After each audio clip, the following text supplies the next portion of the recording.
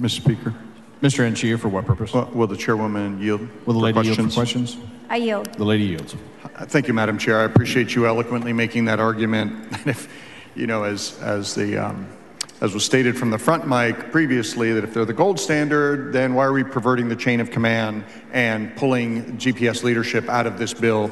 I think you made that point eloquently. I want to pivot, however, and talk about a different point, and that is the point that impacts all of our constituencies.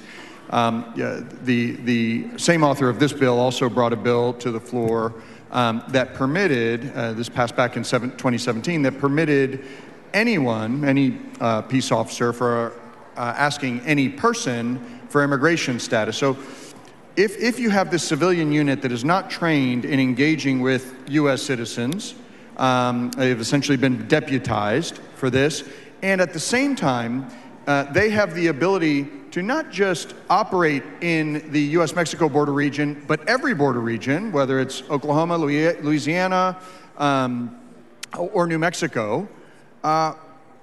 Can they ask U.S. citizens for their immigration status? If you take the prior SB4 together with this bill, what would prevent them? And I know that the author said that it had to be a lawful stop, but a Terry stop is a lawful stop. We permit them in SB4 to ask immigration status. What in this bill prevents a BPU member from asking a U.S. citizen to show me their papers?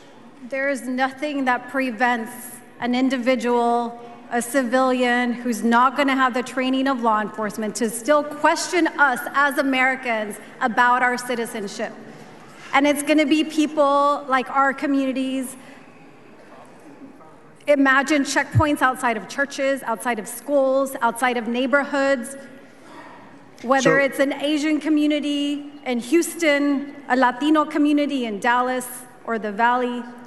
A South Asian community potentially in Tarrant County. Absolutely. People who a BPU member might think doesn't look like their vision of somebody who deserves a seat at the American table could be asked to prove their citizenship. Is that correct? That's exactly correct. And that is one of the most concerning provisions as well, is the racial profiling that we anticipate is going to happen. And in this climate right now, where the color of your skin, unfortunately,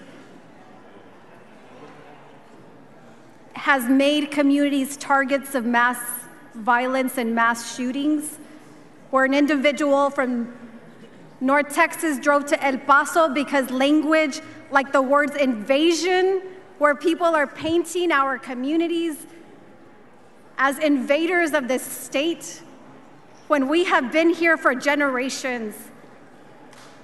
Thank you for your leadership.